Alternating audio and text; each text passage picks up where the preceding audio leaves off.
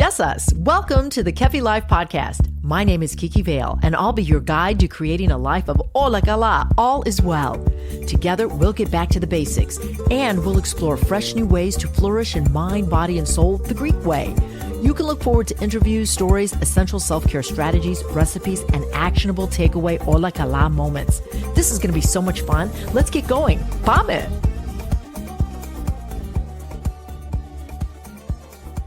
Our Lexi for today is Estiatório, Estiatório or restaurant. Working in an Estiatório is a life lesson. I know this firsthand because I grew up working at my parents' restaurant, Tasso's Greek restaurant, from my teen to adult years. Best learning one can get. What did the Estiatório teach me? Number one, it's best to serve with a smile. Things will always go better.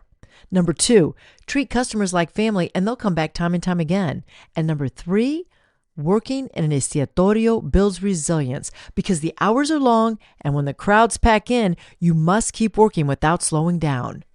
Estiatório, restaurant. It's really a school for life.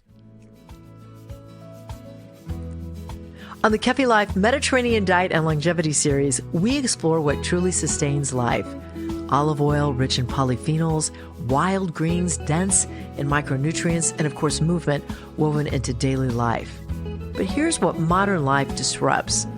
Cellular balance. That's right, things like travel, stress, performance demands, and environmental exposure.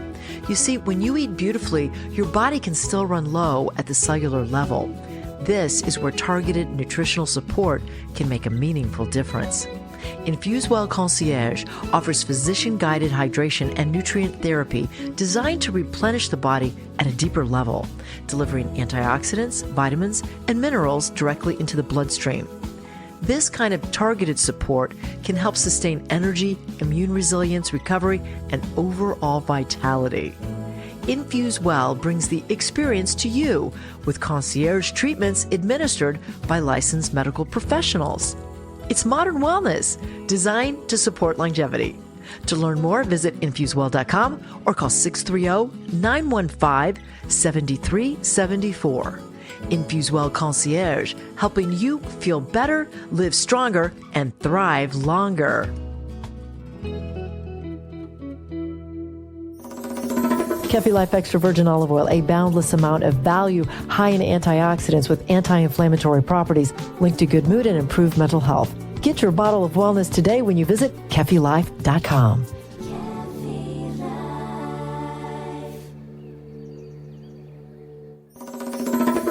Hi, everyone, and welcome back to the Kefi Life podcast. I'm so thrilled that you're here with me today. My team and I have been working very hard, and we're beyond excited to kick off a brand new series titled the Mediterranean Diet and Longevity Series. Now, over the next few months, we'll dive into the science, the lifestyle, and the stories behind the foods and the habits that help people live healthier and longer lives. The real question is, how do I, Kiki Vale, personally impart my Mediterranean background and knowledge into this series?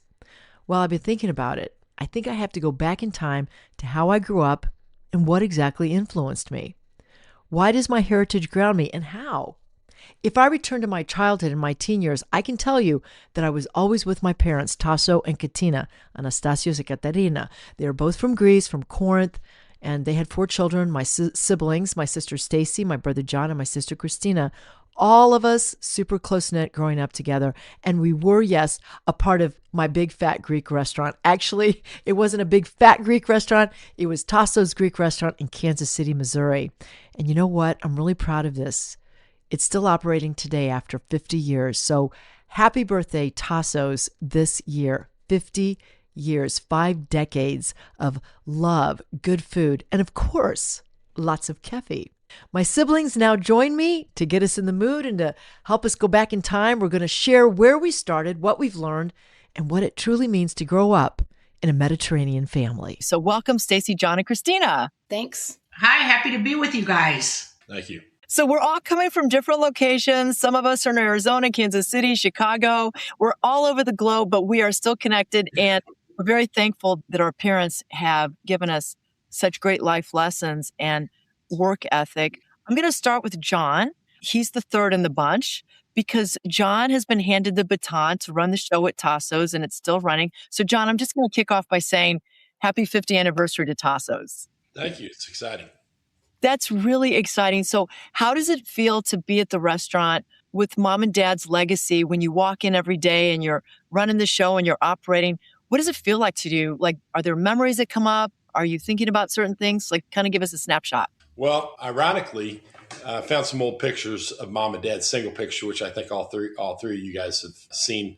One of mom where she has her acting picture / work picture, and then dad with his his notorious Bob Barker picture, his famous picture of Tasso's restaurant. And so every day when I walk in, I get a chance to see them and touch their pictures and embrace the day with them. And you know what, John, I think that that's something that's so important, is like to feel our parents, because they never really leave us and they teach us so much. So you're kind of lucky in that regard that you get to walk in what they started and built.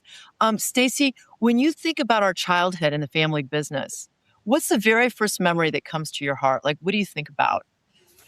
You know what? Well, first off, I'm really excited to be with you guys, and I'm so proud of mom and dad, the legacy that they built. I mean, just so proud of them.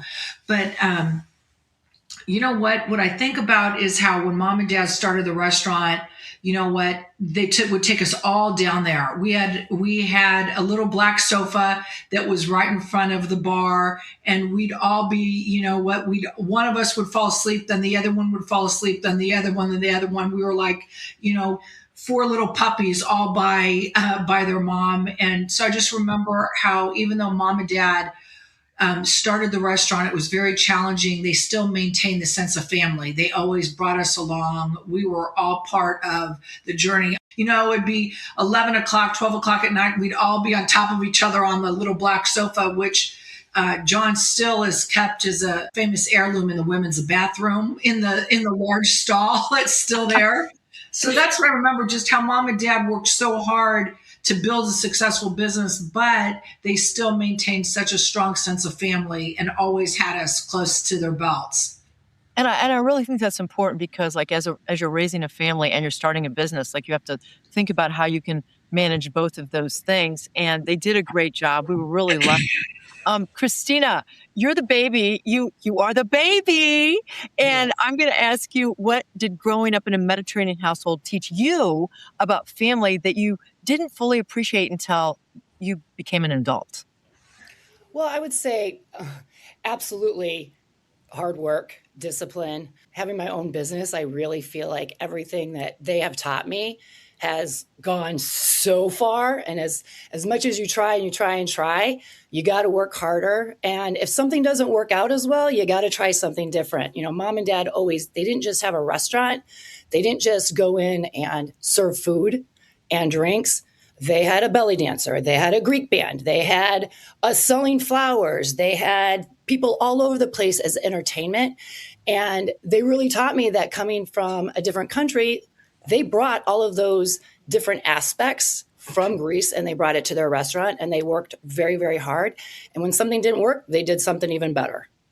And you know, Christina, I really, that's the one thing I'm most proud of, I think, of, is the resilience that we learn, because you really do learn through example with the people that you're surrounded with. They say that there's an expression that you are the sum of the 5 or 6 people that you are with all the time. And they taught us like perseverance, resilience, hard work, but also a lot of fun. And, you know, all those values and foundations, you learn them somewhere, and we learned them as a family. Our business is very unique. Tasso's Greek Restaurant in Kansas City, Missouri, celebrating 50 years. Woo! Evgeny, Axios, amazing. We've been featured. There's a couple things I want to say, and then I want you to describe the business to us. There's a street named after us, after Tasso's, after Dad. That's a big deal, a street to be named after Tasso's. We were featured on the Food Network.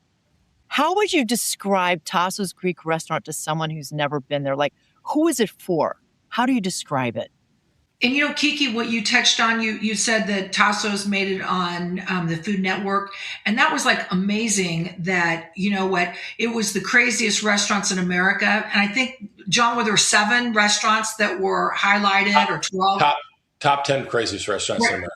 And to think about it, I mean, there's thousands upon thousands of restaurants in the United States. I mean, millions, I don't know. Anyway, to be chosen as one of those restaurants to be highlighted on the Food Network, it was a big honor.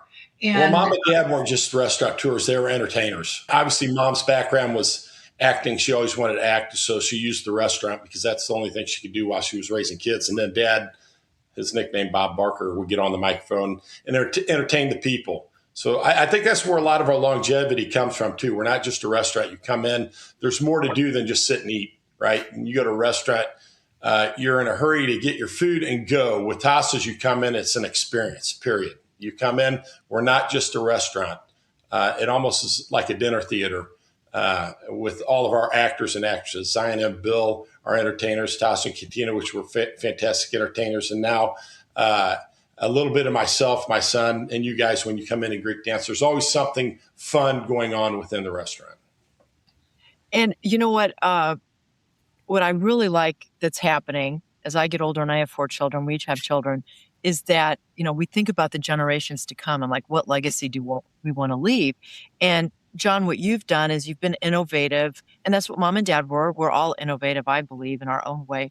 But you were innovative in kind of branching out from the little, pub at Poor Richard's with just gyros and spanikopitas to more space and more food, and then the entertainment. And now what you've done is you opened the Opa Lounge, which is a little space in the back of the restaurant that allows the younger generation to come in and keep connected to their heritage, have some drinks, have some food, watch some sports. You kind of modernized it. I love the Opa Lounge and wine night. Tell us a little bit about that. So those are all just things that evolved, right? So through having fun, we would have parties, friends would come in, and we needed more space. So we found, actually Dad found the back space in the back. He wanted a patio. And he pushed the boundaries of the property out a little bit, and we created a patio and then slowly enclosed it. And after a few years, more and more people started hanging out. We came up with the name Opa Lounge because Opa is a traditional Greek word for fun, right? And now it's being used every weekend. And when it's on off night, Vanessa Camberis and her husband Tasso come in and they sit back there and they have their own little parties. And Tasso's actually created some cigar nights and fun stuff back there. And talking about creating new ideas, our wine dinner came about 20 years ago. Dad always pushed the limits of, hey, come up with some new ideas, keep thinking, keep pushing the envelope with new ideas to bring more people in. And then we had our toga parties, which it was kind of like a Southwest airline deal. One day we're talking about, hey, how can we have a fun party at Tasso's? And it was on a napkin, we'll do Tasso's toga party. And that's one party we haven't done in a long time, but it became the party in Kansas City for about 8 years in a row. It was a big tented party out in the parking lot, and we get up to about 800 to 1,000 people would show up. And part of it was for charity. And it turned out to be a very successful party. And again, these are some of the things that we've added to the restaurant to carry on some of the traditions. Well, and I think that's important, but truly we are a legacy and landmark in Kansas City. I say that with all humility. If someone goes to KC and they say, what Greek restaurant should we go to or which one? Anybody's going to tell you Tasso's Greek Restaurant at 8411 Warnell Road. I want to go back a little bit to some of the memories that I have, and because I think social connection is what helps us in life to live a long, healthy life. When we know that we can count on people, have our friends. Not everybody is fortunate and blessed to have a family, a tight-knit family. So I feel like when people would come to the restaurant, they feel like they were part of the family. Honestly, the first person that I think of, and I know you guys will all agree, Stacie, you make me laugh when I talk about Larry and where Larry sat and how often he came in and what did he order. Let's kind of recap that so that the audience can understand who Larry Lutz was, how often he came in, and like what was his aura. Larry came in every Friday, and he would have his table up on the balcony right by the bar. He'd always order his bottle of rosé, always order his little plate of gyro meat and other little appetizers. And he would sit there and chat and talk to anybody that would walk by and share his bottle of wine, and really became a staple. And Dad actually made the honorary, and John made the honorary Larry Lutz table. And every Friday, you knew nobody else was going to sit there. That was Larry's table. And he was a customer for oh gosh, how many years, John, was Larry a customer of ours? He's passed now, but Till the over day he died. 20. Yeah, till the day he died. Well over 20, 25 years. And it just shows you, like, you feel like the customers are part of your family. We had another customer, Bob, who was a customer, like a loyal customer, and became a waiter and became a person. My dad would say, Bob, come on, put on the apron. We need work. We need help tonight. And Bob became part of the landscape of working. It was hilarious. You know, actually, Dad didn't even have to ask him to put on the apron. I mean, there was something about the feeling about being at the restaurant that people wanted to be a part of it, and they were so excited to say that they were part of the Tasso's family. And Bob Paul really was. He always would be there to do anything to help out. I mean, he was a great, loyal customer. He really was. Christina, I'm dying to ask you this question. Because Christina's kind of like an innovator too. I think like we all are. We love thinking of our ideas. We take after our parents in that way, that we love to celebrate life. We like to eat our food. One thing that you brought up that I thought was really good to point out is that gyro meat is very popular in Greece. You go anywhere in Greece and in America, it's become very, like a popular thing to associate with a Greek restaurant. But now gyro is sold pre-prepared, like it's on a cone. But our dad, right, Christina, used to hand, like they call it najimisi, like to prepare that meat. Right. The gyro meat. Remember how he would do that? Yeah, I think, the funny thing about even me bringing up the gyro meat, because anytime I go back I can't eat gyro meat here in the United States. I don't eat it because I feel like I still have that childhood taste of how my dad used to make it. However it was very, very different than every other gyro meat. And even when I go back to Greece, I only have one gyro meat. What's it called, Stacie? Estiatório. For some reason, it's the only one that reminds me of Dad's recipe. It started in 1976 at Poor Richard's at a bar, and Dad was invited by that bar owner to come serve food to the people drinking at his bar, because there was a small kitchen and he didn't know anything about food. And this bar owner would come eat at the Grecian Gardens. And I don't know if you guys remember this or if this rings a bell. And he was invited to come in. And mom was upset that he was going to quit his job and open a restaurant in Poor Richard's. And Stacie and Kiki, you guys probably remember a little bit more, but Mom had told me how she took all the silverware and plates from the house and took it down there to get started. And the bar owner didn't want any rent, didn't want anything from other than to serve his people that were drinking, to keep them at their bar stools drinking. So Mom and Dad put a few menu items together, and within, I would say, and this isn't a hard number, but within 6 months or a year, I think her name may have been Betty Smith or Betty something. She worked for the Kansas City Star. She was a food critic. They came out and they wrote a story on Dad's gyro meat, which Christina's talking about. I remember him making the gyro meat by hand in the basement of Poor Richard's, where he would constantly massage the meat and put it on the cone. I remember saying, he'd chill it and bring it out and cook it. And it was all handmade with no preservatives. And that's what made it awesome, where Christina's saying she doesn't want to eat anywhere else, even though our meat's still good here. It's just nothing like it used to be. And then shortly after, I know this is getting drug out, but it's very important to understand where and how it came from. The food critic wrote a fantastic article, and Mom was nervous. She's like, well, please don't write a bad article because we have a family and this can't fail. And she said, don't worry about it. You just need to read on Friday. What came out, it was a fantastic article, and there was lines wrapped around Poor Richard's.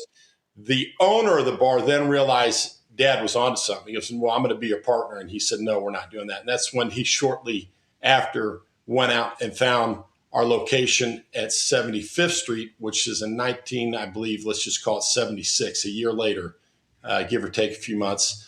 And he introduced full service with food, drink, and entertainment. Zion Ali, our belly dancer, who's still with us, and then band members that have been in and out. Now, Bill Vasily Vargas, who's Bill Gladden, who's kept the entertainment alive for many years. And we were there until 1994, and then relocated in 1994 to current location, 8411 Warnell. So that gives you kind of a stretch of how long and different locations we've been at. So many examples of business are involved in that story. I almost like want to tear up when I think about how Dad used to make that gyro meat. It was very laborious. It wasn't a simple fast food type of thing. Like he took pride and love in making that gyro. And our parents really took pride in the food that they presented. And food, as we embark on this Mediterranean diet series, I do want to talk about like how we feel when we smell a food and how we feel when we sit down together at a meal, all those connections about what the Mediterranean lifestyle is. Like, do any of you, like when I smell spanakopita, I smell Greece. I feel Greece. I feel my parents. Like, are there any foods, that you guys smell that make you feel like, ooh, I feel comfortable now. I feel relaxed. I'm going to have a good time. Stace? You know what? I don't know about as far as scents, but when I see that, I mean, when you see a Mediterranean table, you see beautiful colors. You see your beautiful Greek salad, your horiatiki salata, the village salad, which has the beautiful red and greens and white and black with the olives and all those things. Just the complete package of the Mediterranean food. It just really coincides with the longevity of Tasso's. I mean, you know what? Eat Greek food and you're going to live forever. You know what? It's like the oldest Greeks. So it's from like one of the oldest people in wait, what is it? You talked about it in one of your other things in Ikiria Kiki, how people live to be like 100. They forget to die. They live and they forget to die because they're doing everything with the social connections. They're moving all the time. The food is fresh. It's seasonal. And, and that's a lot. No preservatives. John is maintaining at Tasso's, great food, movement through dancing. Everybody gets up and dance, using your arms, breaking plates, doing all those things. So that's what's so special with the restaurant. But I don't want to take away from your question of what do you, when I see a beautiful table, that's what I think is the Mediterranean food, the different colors and that kind of stuff. Excellent. Excellent. What about you, Christina? Kiki, I know you're going to love this, and I'm not even trying to boost anything up here, but I got to say olive oil. Yes, girl. Yes. I just got to say olive oil. Olive oil goes on everything we make. Yes. Even if it doesn't need olive oil and olive oil doesn't belong on it, it goes on it. I use olive oil to make eggs. People use butter or they use a spray. I use olive oil. I use olive oil on everything and anything. And so, I'm very specific. When I go to Greece, you see that olive oil, that greenness. I taste yours, Kiki. It's like I smell it. It's like, because it's from Greece. That smell, you asked about the smell of olive oil and olives are what sticks out for me. Oh, I love it.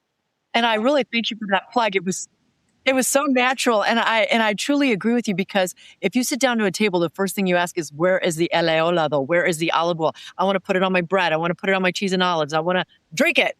Yeah, I'm very particular. I'm very particular about my olive oil. If it's not, I'm talking like green, and it doesn't smell very similar to what I grew up with, I'm not going to have it. But Johnny K, talk to me about food. Like, is there a food at the restaurant that you're like, I like our whole menu. It's a small menu. We've trimmed the fat on the menu over the years. So it's all good.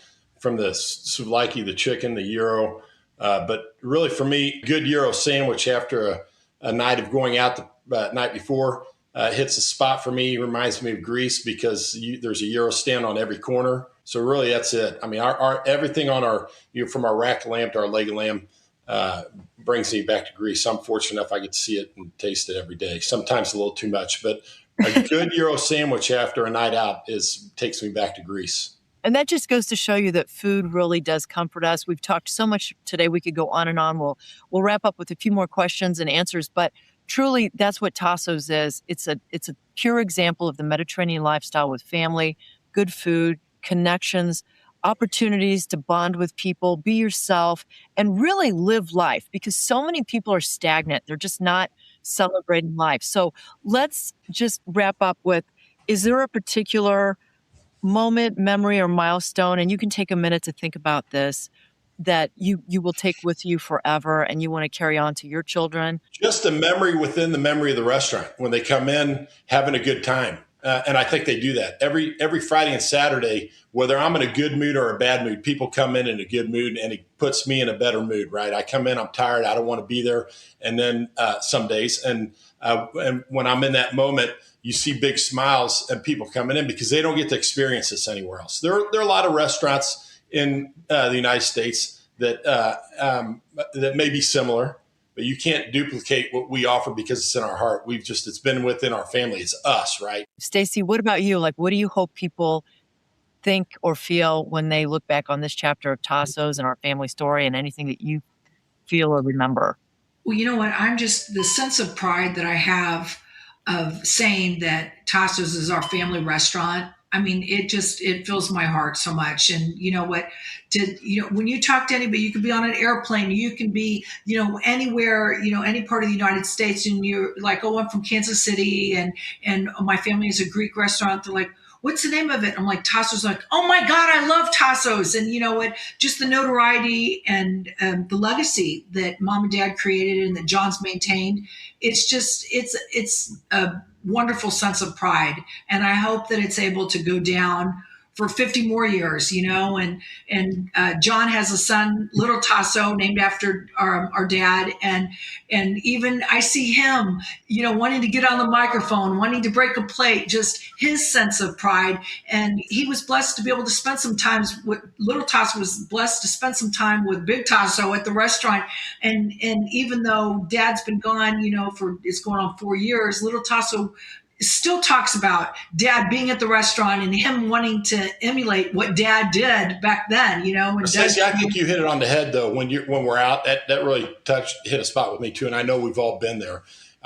We've been as far as way, being in Greece or California or New York, and you'll see somebody with the t-shirt on that Christina's wearing, or somebody saying something, and you realize that little dot of a restaurant, how far it reaches. Yeah. And that's the legacy I'd like to keep. That's the piece I'd like to keep, because it's the communication with other people that lead into other deals because of that little restaurant, right? Oh, yeah. And so the legacy of keeping that strong from coast to coast is really cool, because it opens many doors. And so I think that piece right there, you hit it on the head.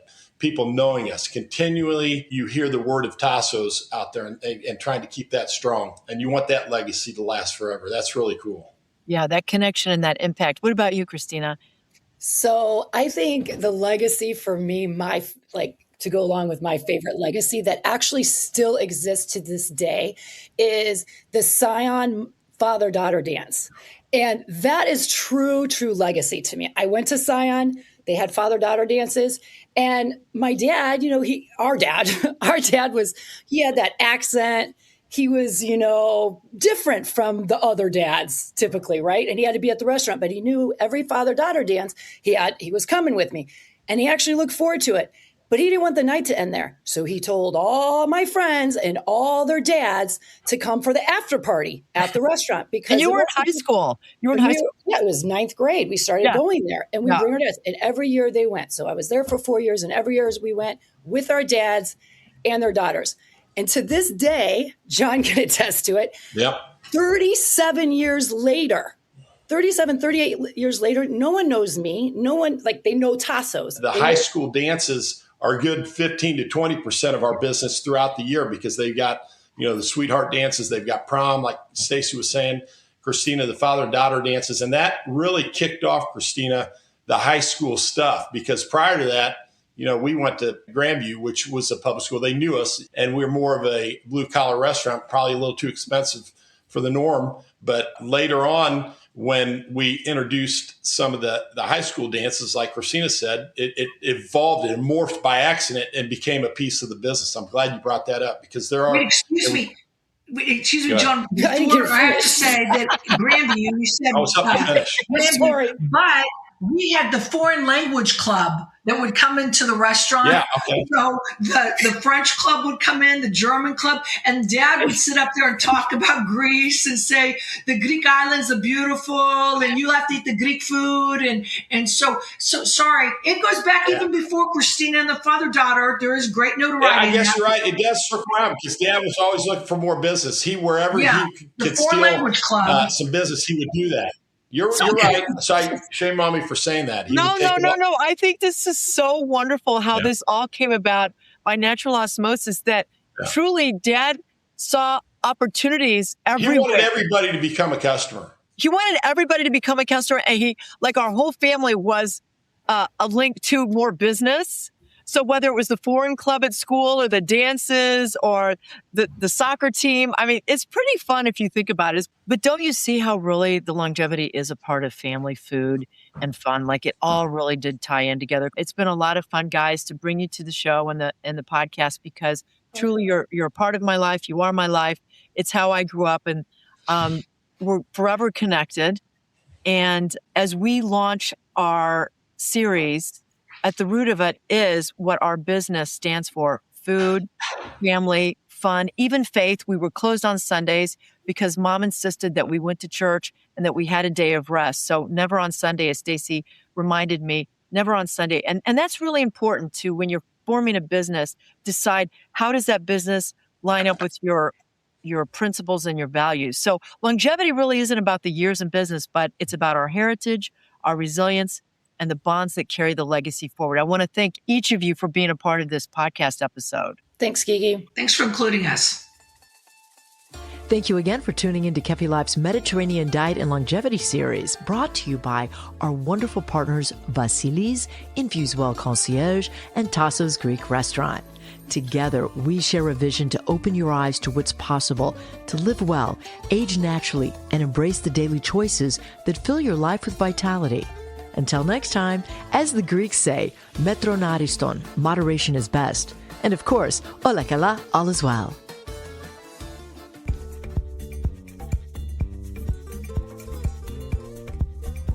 Yamas! Today I'd like to personally invite you to sign up for my Tuesday newsletter.